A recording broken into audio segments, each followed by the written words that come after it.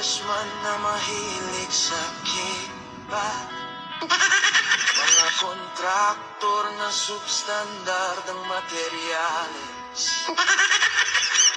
Mga tao sa DPWH na mukhang pera.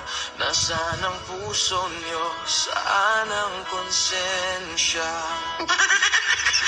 Ano kaya ang pakiramdam?